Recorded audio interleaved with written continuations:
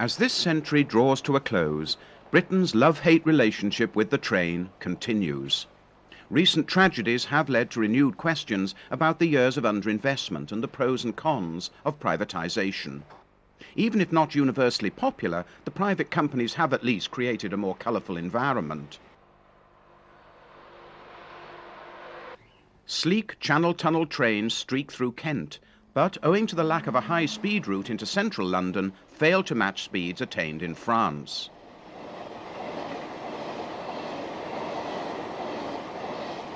Elsewhere, modern HSTs or high-speed trains serve many major cities.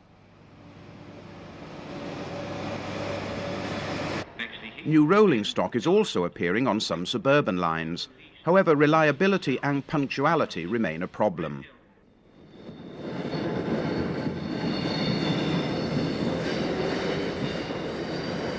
One company with a good record is the tiny Island line on the Isle of Wight, which uses 60-year-old former London tube trains.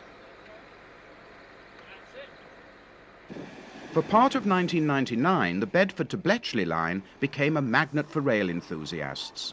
Here some trains were worked by elderly diesel multiple units, whilst others consisted of a couple of coaches with a venerable Class 31 diesel locomotive at either end.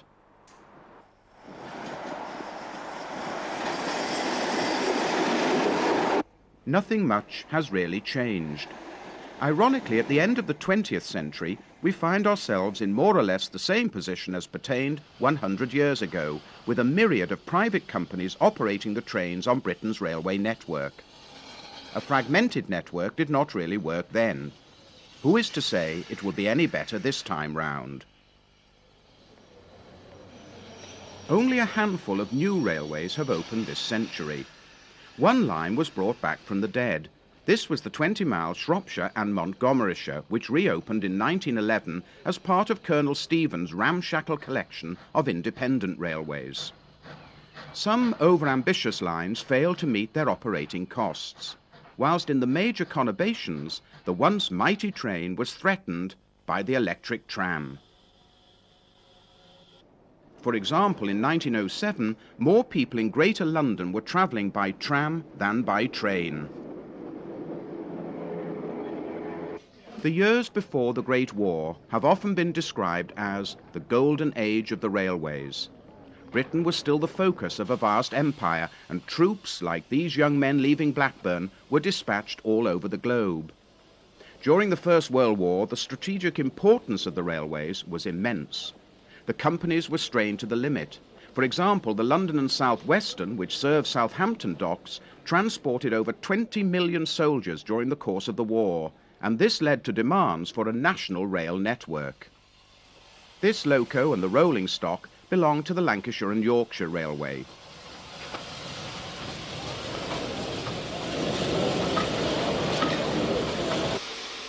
This scene, taken at Port Sunlight in 1919, shows workers cramming into a rake of elderly, mainly four-wheel coaches.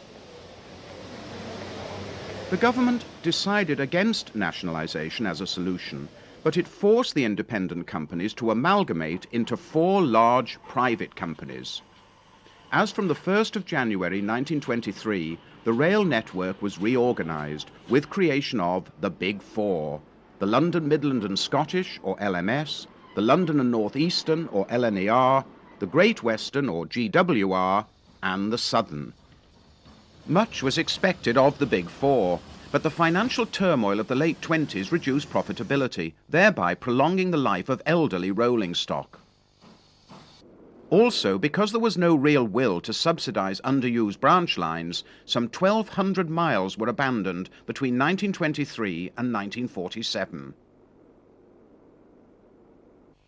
The thoroughbreds of the railway were the great express engines, the monarchs of the Iron Road. The 2000th engine to be built at the Great Western Works in Swindon was the 440 City of Truro, which entered the history books when it reputedly became the first steam loco in the world to attain a speed of over 100 miles an hour. In 1923, C.B. Collock produced one of the most successful express locos ever built, the 460 Castle class.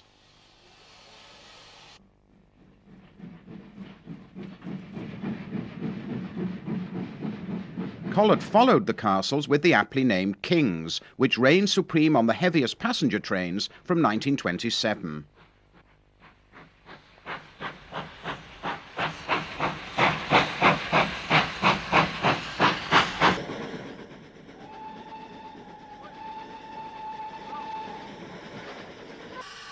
Probably the most famous steam locomotive in the world is Flying Scotsman. Built for the LNER in 1923, it was one of a stud of 462-oar Pacific locos named after famous racehorses, which worked the main expresses on the East Coast Main Line. Designed by Sir Nigel Gresley, these indeed were thoroughbreds of the Iron Road.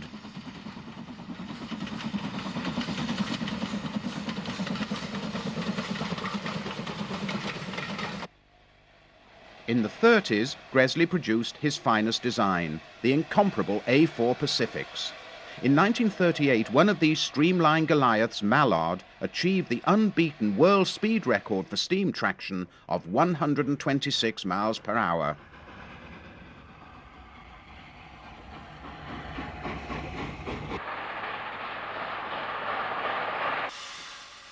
On the LMS, newer and faster engines were needed to replace older pre-grouping types on the West Coast Main Line, where competition with the LNER for Scottish traffic was intense.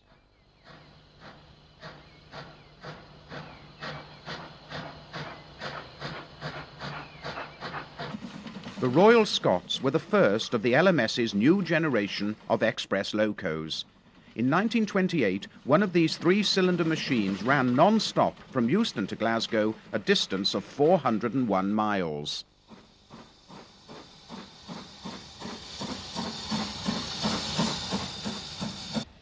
For many, the finest locos produced by the LMS were the Coronation class, introduced by William Stanier in 1937. Built to challenge Gresley's A4 Pacifics, one of these impressive four-cylinder streamlined Pacifics storms north from Carlisle on the high-speed Coronation Scot service between London and Glasgow.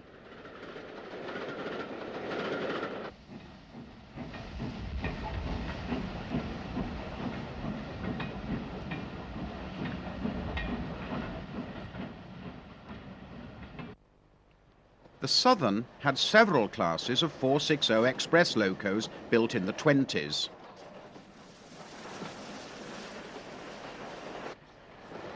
Here we have a close-up of the large driving wheels of number 30861 Lord Anson at speed.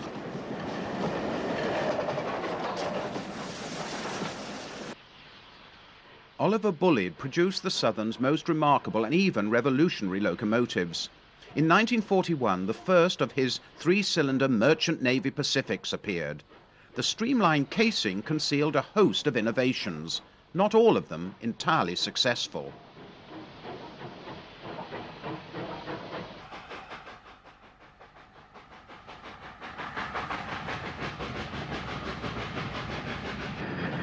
The lighter version of the Merchant Navies was introduced in 1945.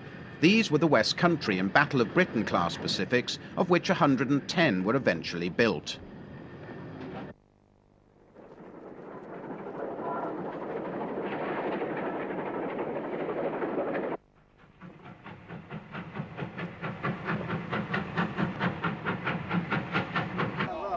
The steam railway was a labour-intensive business.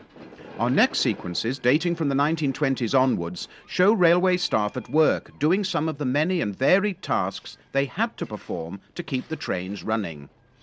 Next, a steam crane assists with the lifting of Royal Scot No. 6157, following an accident at Bourne End in September 1945. The loco was hauling the overnight sleeper from Perth to Euston when the driver ignored signals warning of a diversion onto the slow line. The train took a crossover with a 20-mile-an-hour restriction at around 50 miles an hour with catastrophic results. A total of 43 persons, including the driver and fireman, perishing in the disaster. For the driver and fireman, smoke-filled tunnels were deeply unpleasant, so the LNER had a considerable number of 062 tanks, many fitted with condensing apparatus, which were used on their suburban services in London. Their colleagues in Scotland also had to work suburban services through smoky tunnels under Glasgow, which led to the low-level platforms at Glasgow Central Station.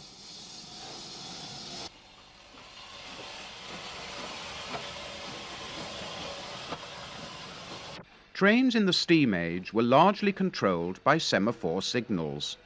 On single track sections, authorization to proceed was provided by a token given to the driver by the signalman. This could only be released when the signals at the other end of the single track section were at danger, thus preventing a head-on collision. As the century comes to an end, many miles of track in Britain are still controlled by traditional signals and signal boxes. Pulling levers to operate signals, in many cases hundreds of yards distant, was hard work.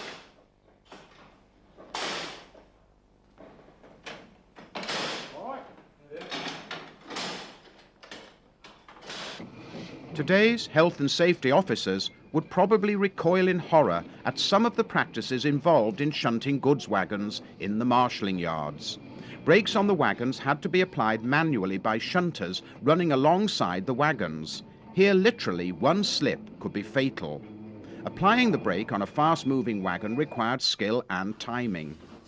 Many people will also still remember lying awake at night, listening to the constant shrieking whistles and the incessant back-and-forth clanking and banging of the country's thousands of shunting yards. Until relatively recently, the bulk of the nation's goods travelled by rail. Trains of banana vans were a common sight well into the 1970s. The shift of traffic like this away from the railways has contributed to the gridlock on our roads. From banana vans we move to the magic and romance of the name trains, such as the Cheltenham Spa Express. One of the most famous was the Brighton Belle, a firm favourite with commuters into London until its withdrawal in the early 1970s.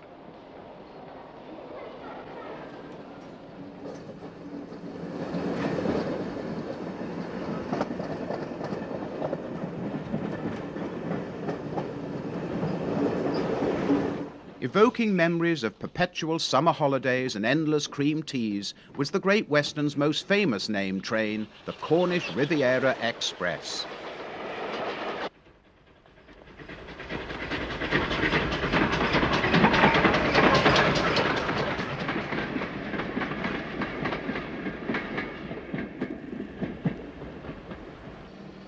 Waterloo, the empty stock off the Bournemouth Belle, one of the Southern's best remembered trains, trundles off towards the carriage sidings at Clapham Junction for a spruce-up before returning to Bournemouth.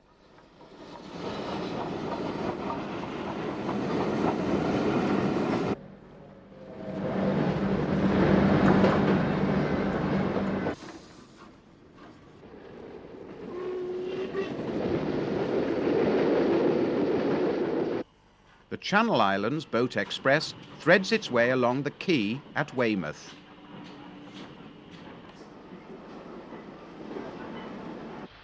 The magnificent Golden Arrow sped passengers bound for the continent from London to Dover.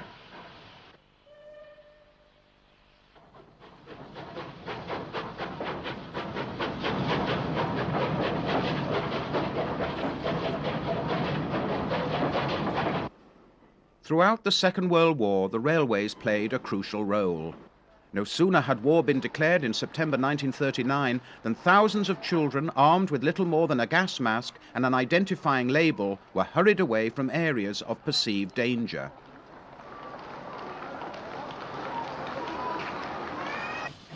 These trains were carrying soldiers snatched from the beaches of Dunkirk in 1940. During the war, freight traffic increased by 46%, despite the loss of over 24,000 goods wagons, which were either destroyed or damaged by enemy action. A great many passenger coaches were also lost or damaged in air raids. Overcrowding became chronic, and military requirements only made matters worse. For example, in 1944, thousands of special trains were run in the build-up to D-Day.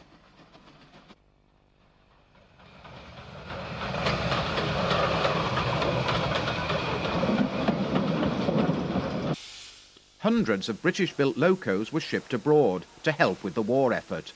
This is an LMS-designed 8F goods engine sent overseas during the war, which finished up working in Turkey.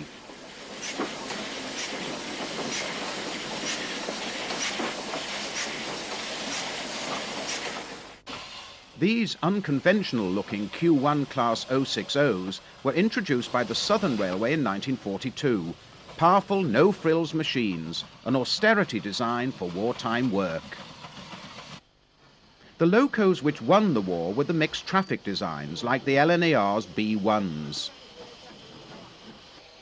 The LMS produced more of its Black 5 460s, the first of which had appeared in 1934.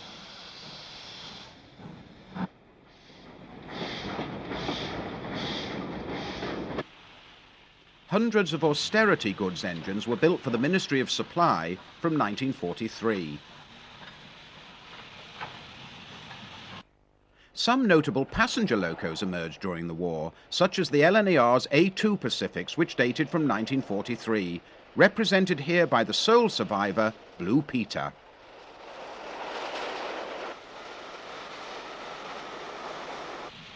The A1 class Pacifics followed in 1945.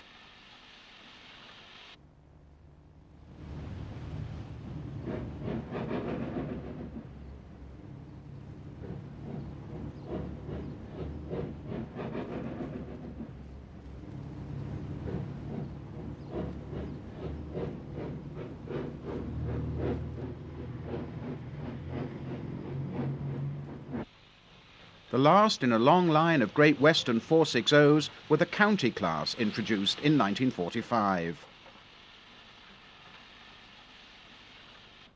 Among the most unusual wartime locos were these 060 tanks, brought to Britain by the US Army Transportation Corps in 1942, and later purchased by the Southern Railway. The Transport Act of 1947 ended the supremacy of the giant private railway companies. With nationalisation, the bulk of the network was now in public ownership, with electrification the declared long-term objective. The truth was that the railways were on their knees after the war. The newly formed British Railways inherited a badly run-down infrastructure, plus some 20,000 locos of approximately 450 different designs, most of which had suffered severe wear and tear.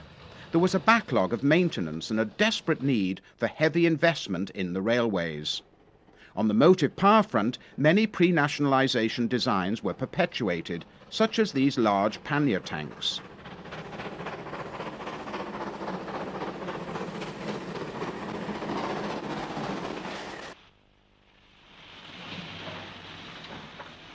Between 1951 and 1960, 999 locomotives were built to new standard designs. These ranged in size from light 262 tanks through two classes of 460s to the famous Britannia Pacifics, one of which, number 7004 William Shakespeare, will be seen leaving Victoria at the head of the Golden Arrow.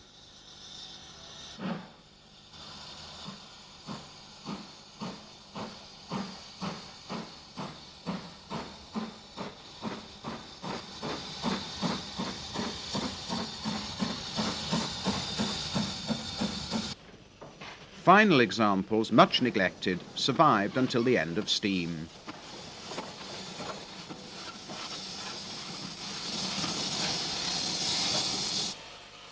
Probably the most successful of the BR standards was the 9F 210Os, the last one of which, number 92220, emerged from Swindon Works in 1960. Appropriately, it bore the name Evening Star. After 130 years of domination of the railways of Britain, the age of steam was drawing to a close.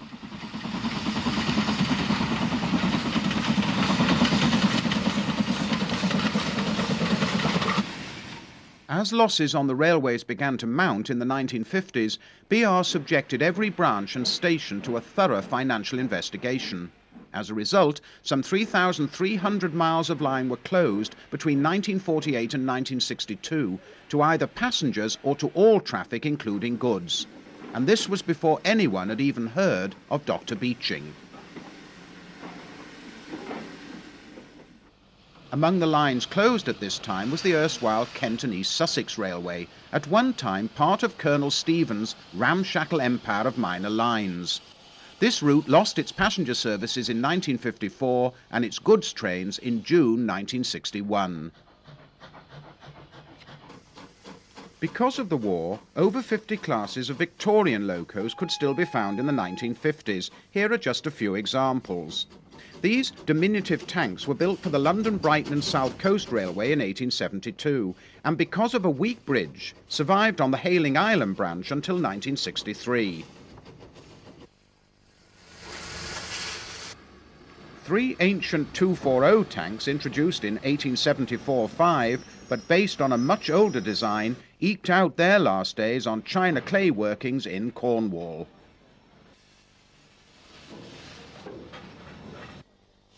The last trio of London and South Western Adams Radial 044 tanks dating from 1882 ended their long careers on the Lyme Regis branch. Introduced by the South Eastern Railway in 1888, the Stirling R1s could be found 70 years later storming up Folkestone Harbour branch. M7s were prolific. Over 650 were built for the London and South Western starting in 1897.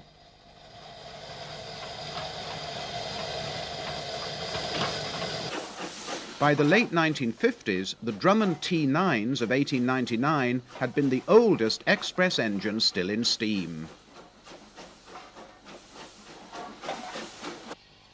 These veteran shunters at Wolverton Carriage Works were built to a design introduced by the London and North Western in 1870.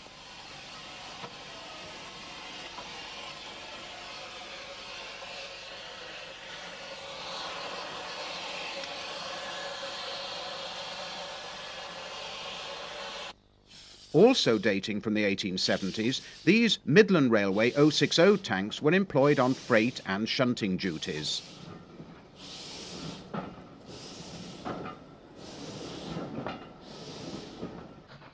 By 1958, these Midland 060s, first introduced in 1875, were the oldest class in the country.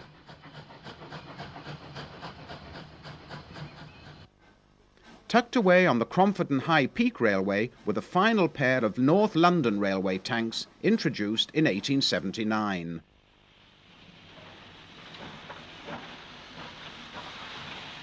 Fitted with warning bells, these tiny Lancashire and Yorkshire pugs were once as familiar as the Liverpool Overhead Railway, under which this example is seen.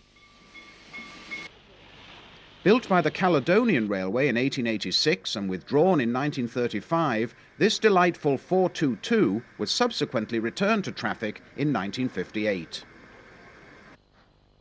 Some of these North British J36s, having worked abroad, carried names associated with the First World War.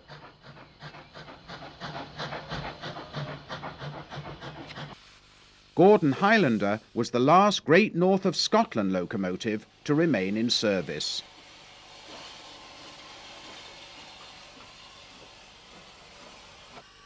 The J21 was a mixed traffic design for the North Eastern Railway, introduced in 1886.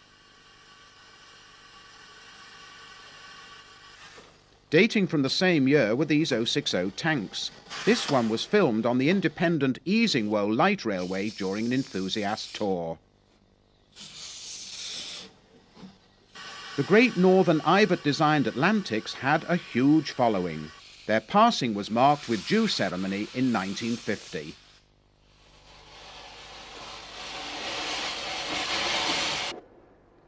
For every railway enthusiast, sheds were a vision of paradise. Getting into one of these great temples of steam often called for subterfuge and meant dodging officialdom if one did not have the necessary permit. Here engines of all shapes and sizes were serviced, coaled and watered, cleaned and overhauled.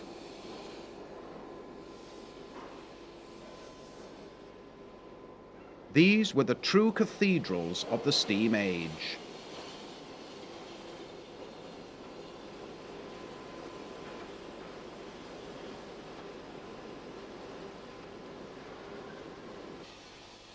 However, there was nothing romantic about the hard, back-breaking work needed to service a steam locomotive. Ash had to be removed from the smoke box and clinker from the firebox.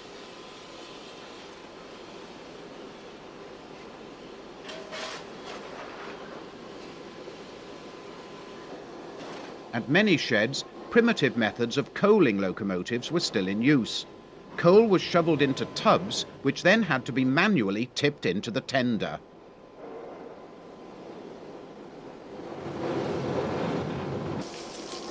The coal was then watered to keep down the dust. Undoubtedly, these sheds or motive power depots were dirty and grimy, full of ash, coal, soot and smoke. In winter they became even more inhospitable, yet they possessed an industrial grandeur. Here the crew prepare their loco for the road. The tender is filled with thousands of gallons of water and the fire is built up.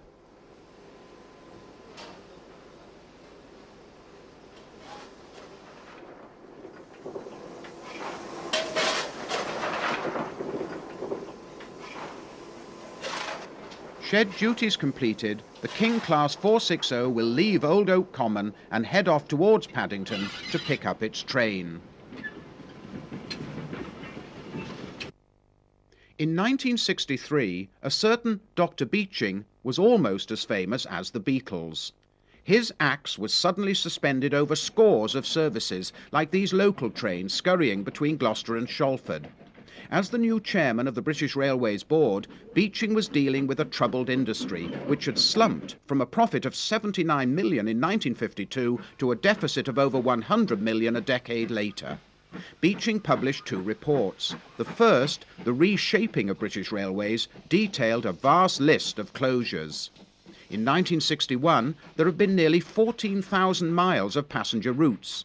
Some lines clearly generated too little traffic. For example, half the passenger stations produced only 2% of total passenger revenue, whilst 34 mainline stations accounted for over 1/4 of all revenue. In many ways, Beeching altered a long-established way of life. Out went most of the rural byways, loved by men like John Betjeman, and immortalised in the Flanders and Swan song, The Slow Train. Many people had realised there had to be changes, but felt uneasy about the depth of the butchery. Little effort was made to simulate new traffic, and many believed Beeching was fulfilling a government objective to kill off unremunerative services. By the end of the 1960s, much of the railway network in Wales, Scotland, the Borders, East Anglia and Lincolnshire had disappeared. The decline of the railways went hand in hand with the decline of the coal industry. Coal was the railway's most important freight commodity. As consumers moved to oil and gas and the coal fields contracted, places like Radstock in the Somerset coalfield lost their rail services.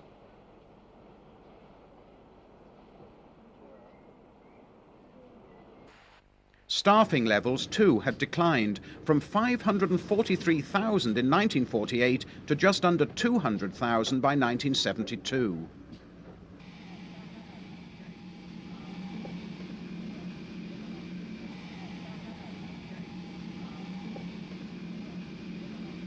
As lines closed and dieselisation spread, many of the new standard steam locomotives built by BR in the 1950s, such as the standard Class 4 tanks, were made redundant prematurely.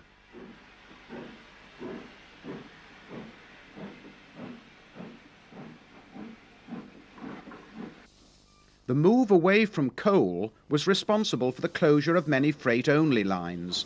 The traditional pick-up goods stopping off here and there to deliver a few wagons was soon to be part of history. In the 1960s, it was calculated that 50% of the yards produced just under 3% of total revenue. In the face of economic realities such as these, things obviously had to change. Beeching's legacy was not all negative.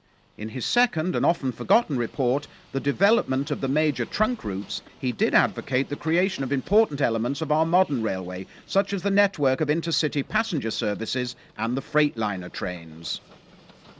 From Beeching onwards, government began to accept that there were parts of the railway network which could never be expected to make money, but which deserved to be supported and kept open for social reasons. Lines like the spectacular Settle and Carlisle route and most of the network in Scotland and Wales owe their existence to this concept.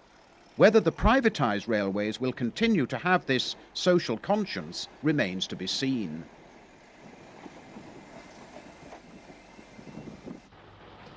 Beeching had also hastened the demise of steam.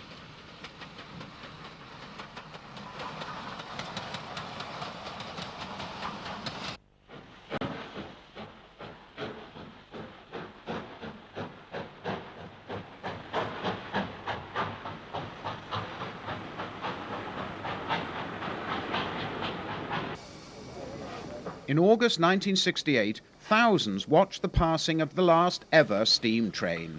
Ostensibly, BR had wiped its hands of the past.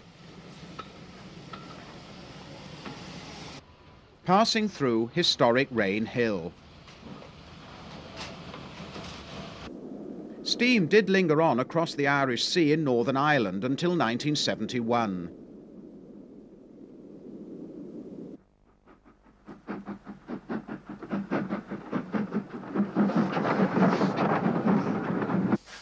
After August 1968, BR only had 3 steam locos on its books, those which worked the delightful 1 and 11.5-inch gauge summer-only service on the Vale of Rydal line in Wales, built originally to transport lead ore to the coast.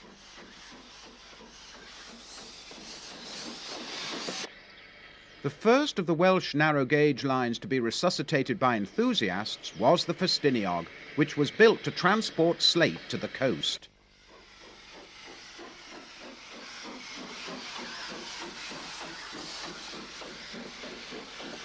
The Festiniog's remarkable double Fairley engines are as busy today as they have ever been.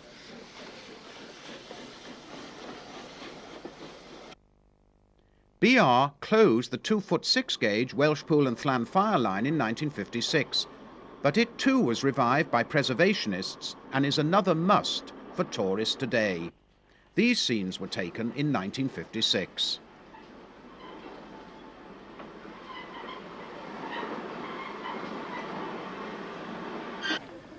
The 2-foot 7.5-inch gauge rack and pinion railway up Snowdon opened in 1896. It climbs upward for 4 3/4 miles to the summit at 3,560 feet.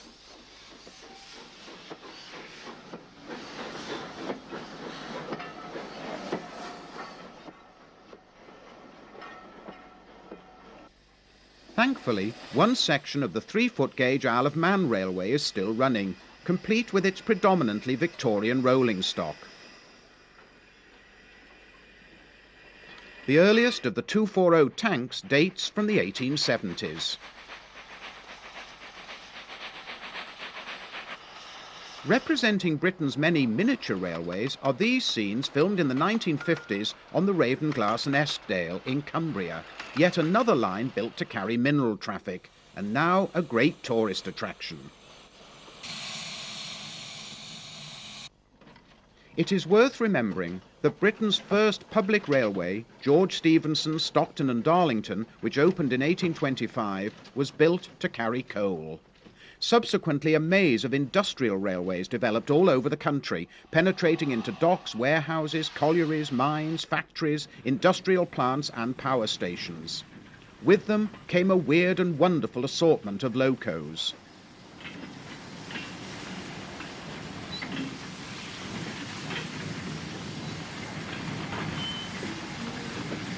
Although every bit as fascinating as their mainline counterparts, industrial railways have never attracted the same attention, despite playing a vital role in the economic life of the country.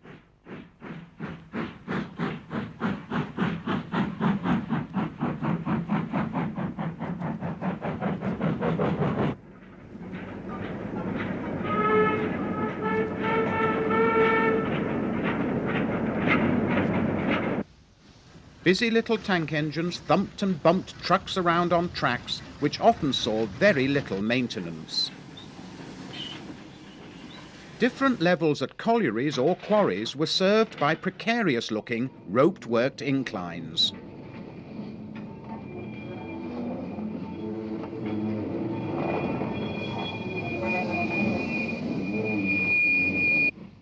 Many of these industrial steam locos outlived their BR counterparts. For example, outside cylinder steam cranes were still active in Doxford Shipyard at Sunderland until 1971. This veteran dated from 1903. The Mersey Docks and Harbour Board maintained a sizable fleet of engines for transferring traffic to the mainline goods stations surrounding the dock estate. This battery shunting engine was used in the London docks. Another battery loco, this one dating from 1916, shunted a biscuit factory on the outskirts of Liverpool.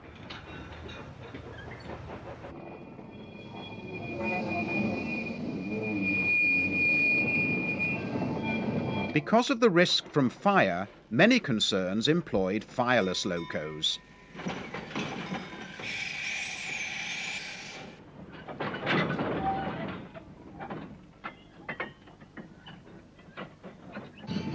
Worked by remote control, these 2-foot gauge battery locos could be seen at South Homewood Brickworks until 1981.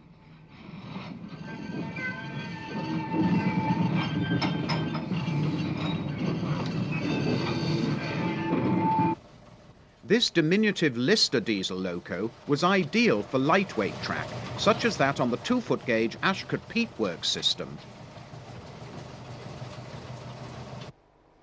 It was the diesels that had sent steam to the scrapyards during the 1960s.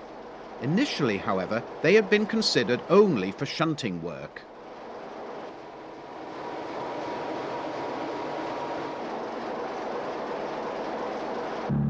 The Great Western recognised the potential of the diesel rail car in the 1930s when they introduced these stylish units produced in cooperation with AEC.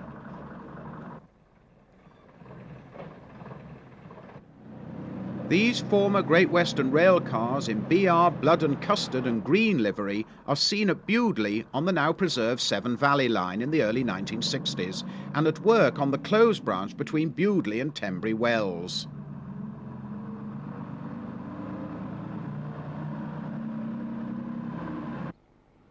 Britain's first main-line diesel-electric loco was number 10,000, built by the LMS in 1947. It remained in service until 1964. The prototype Deltic, whose sisters were to replace the much-loved LNER Pacifics on the East Coast Main Line, heralded the start of the modernisation plan of the mid-50s.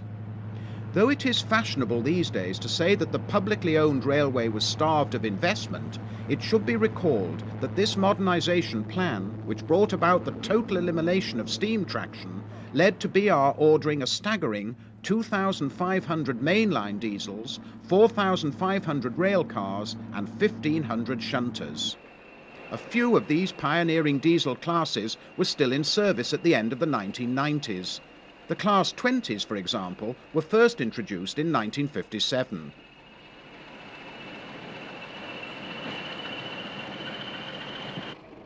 As were the Class 31s.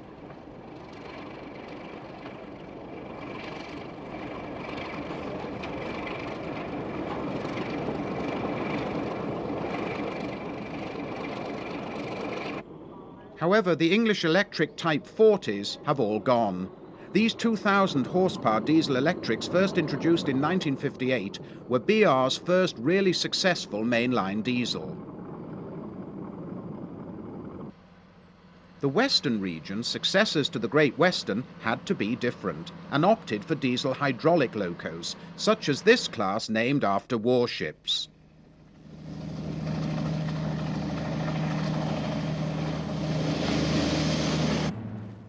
The Deltics of 1961 could reach 100 miles per hour and were the mainstay of the East Coast Main Line for nearly 20 years.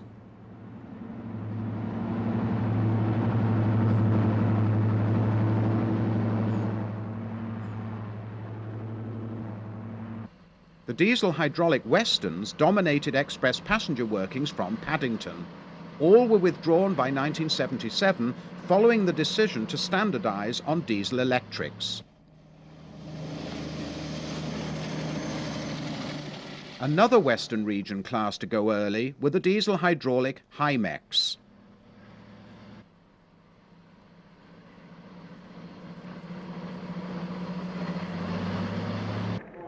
The workhorse of the railways, the Black Fives of the diesel era, equally at home on passenger or freight duties, were the Brush Class 47s, of which over 500 were built. Many are still active today. Relatively short-lived were the powerful English Electric Class 50s, introduced in 1967.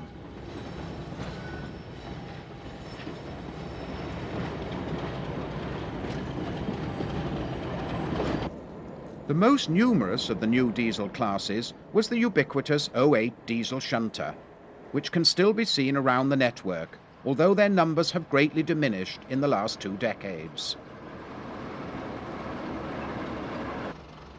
From the mid-50s, cost-effective diesel multiple units began ousting steam on many secondary routes and branch lines. These rail cars owed much to their pre-war ancestors developed by the Great Western Railway. To attract more custom, new post-war halts were opened, but even many such upgraded lines would lose their battle to survive.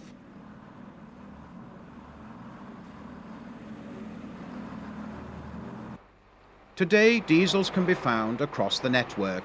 High-speed trains have dominated express workings on many lines since their introduction in the 1970s.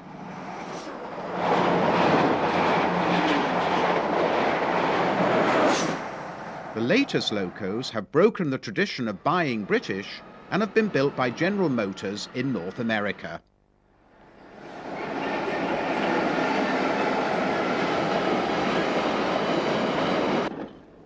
Railways have come in many different shapes and sizes. From 1929 to 1960, the electrified Swansea and Mumbles line was home to these giant 106-seater tramcars.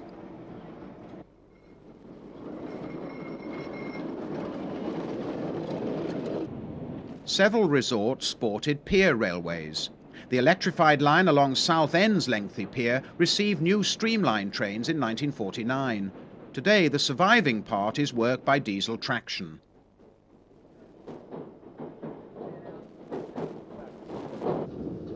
Burrowing under central London are these driverless trains carrying mail for the post office.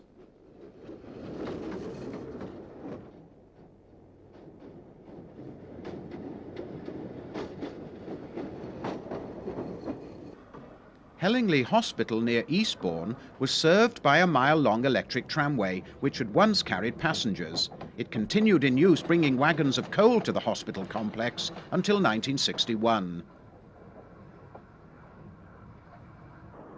The only other true underground railway outside of London is the 4-foot gauge circular line in Glasgow.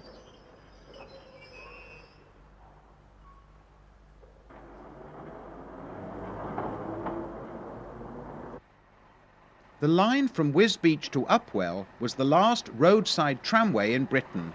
It closed in 1966.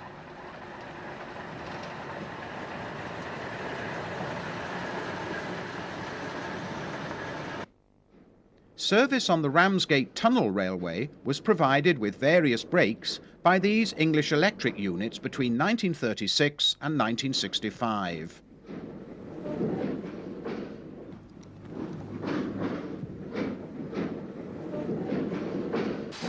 The Corringham Light Railway, which had escaped nationalisation, was closed shortly after these rural scenes were filmed in 1949.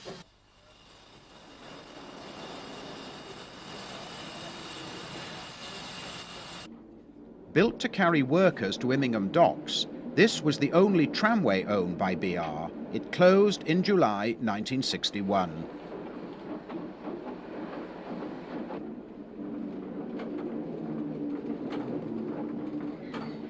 Although relatively slow in coming to this country, electrification is at the heart of the world's modern rail systems. Between 1883 and 1908, the bulk of the London Underground was electrified. Outside the capital, however, electrification tended to be piecemeal. For example, Liverpool had the country's only elevated railway, which operated from 1893 to 1956. Still in Liverpool, the Mersey Railway electrified the tracks through its choking under-river tunnel with American-style stock in 1903.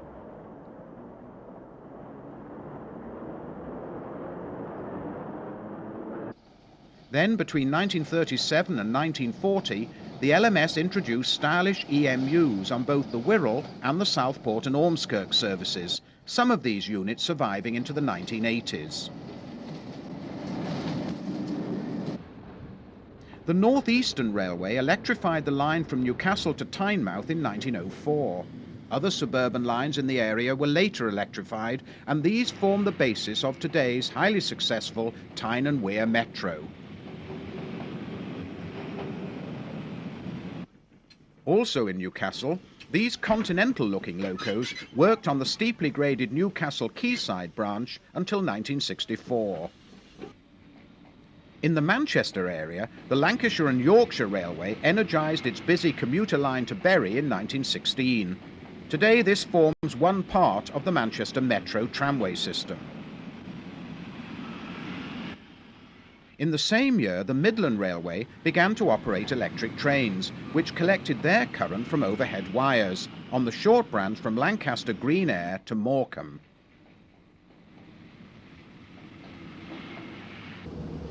Another part of what was to become today's Manchester Metro, the line to Altrincham, was electrified in 1931, again using overhead wiring to provide the traction current.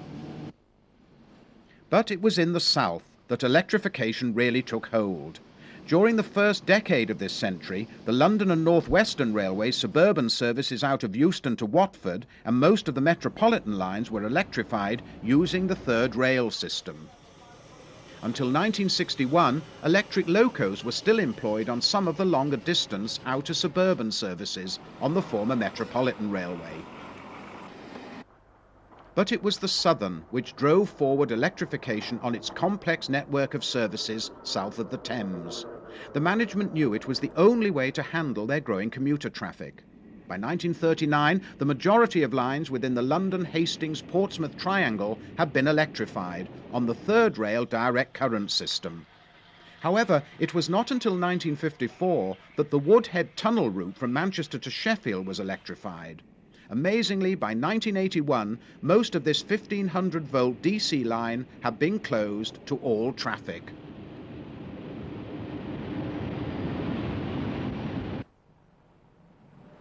Electric traction finally came of age with upgrading of the West Coast Main Line starting in the 1960s, a major investment of public money in a national asset. The wires were extended to Carlisle and Glasgow in the 1970s when the Class 87 locos were introduced. They could cover the 401 miles from London to Glasgow in exactly 5 hours. Designed to tilt on curves, BR's experimental advanced passenger train was intended to reduce this to under 4 hours at an average speed of 103.5 miles per hour. Unfortunately, for various reasons, the APT project was abandoned before it went into production. Today's newest locos are the Thrister Control Class 90s of 1988. And we are promised new tilting trains for the West Coast Main Line in the new century. But the future of our railways is not clear-cut, and debate rages on the best way forward, whether it is possible to combine the drive for profits with the ethos of a public service, and most fundamental of all, whether the safety of passengers is being compromised in the process. It is also salutary to recall that only 10 years ago, serious thought was given to abandoning the West Coast Main Line north of Preston. As our roads head for gridlock, Britain needs a modern and efficient railway system more than ever. But can it be delivered? All might seem hunky-dory, but some rail operators are already referring to the inflexibility of electrification, probably a coded way of saying it's too expensive. Today, controversy also surrounds the continued operation of the Royal Train. Once, it was a striking symbol of national pride. These scenes were filmed during a royal visit to the Grand National at Liverpool in the 1950s. The future of the royal train appears to be a metaphor for our times and for the state of our railways today.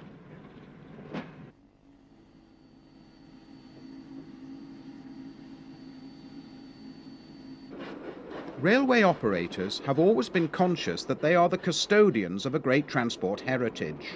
In 1925, celebrations were held in the North East to commemorate the centenary of the opening of the Stockton and Darlington, widely acknowledged as the world's first significant public line.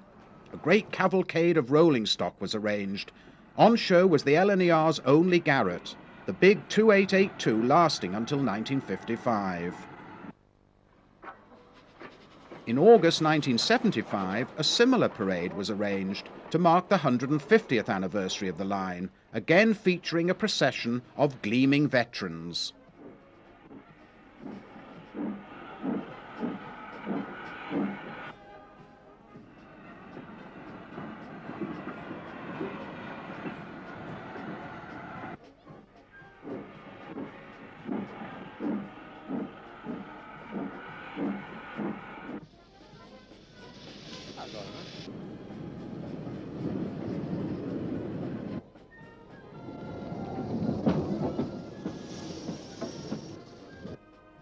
Then, just 5 years later, came the 150th anniversary of the famous Rain Hill trials, held on the Liverpool and Manchester Railway in 1830, where potential locomotives for this, Britain's first intercity main line, were put to the test.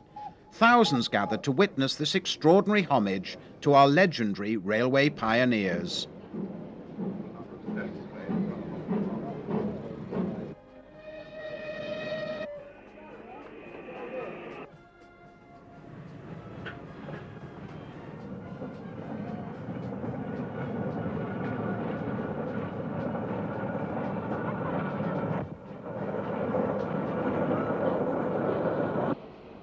This glimpse of the late lamented Euston Arch heralds a final series of images of the last 100 years, during which so much has changed beyond recognition.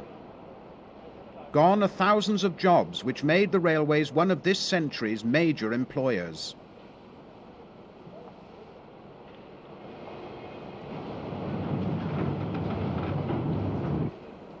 Gone is the demand for coal. Gone are the rattle of milk churns, which supplied us all with fresh milk.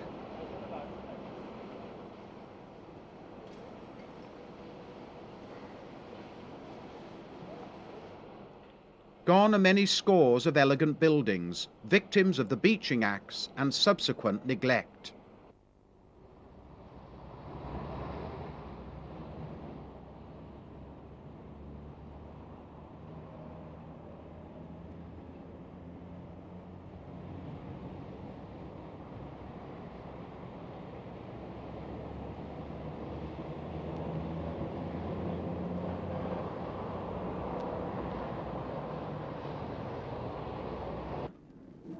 Gone are the once numerous yards which met the insatiable demand for domestic coal supplies.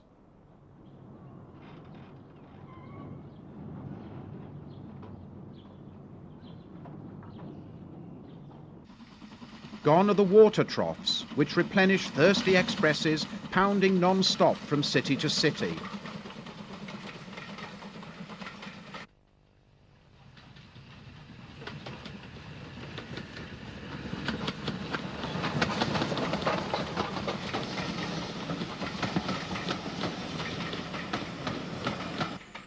Gone are the homely camping coaches, which provided many families with holidays at affordable prices.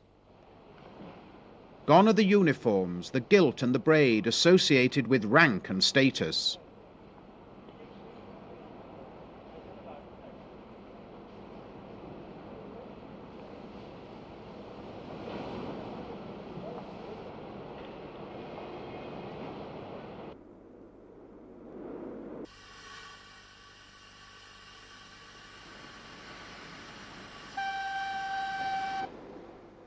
Gone are the massive workshops, the powerhouses of the industry, which built, repaired and tested thousands of steam and diesel engines.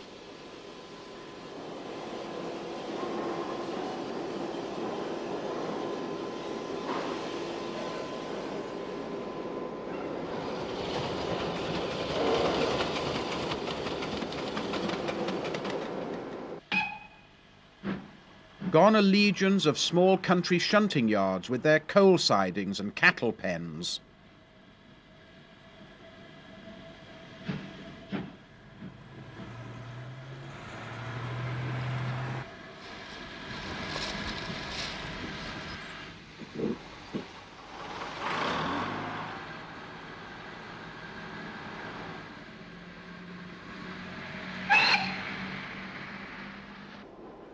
Gone is Britain's once formidable export market in every type of railway equipment. Most firms have closed altogether, although a handful remain, together with some former company workshops like the LMS works at Derby, which have been sold off to multinational consortiums.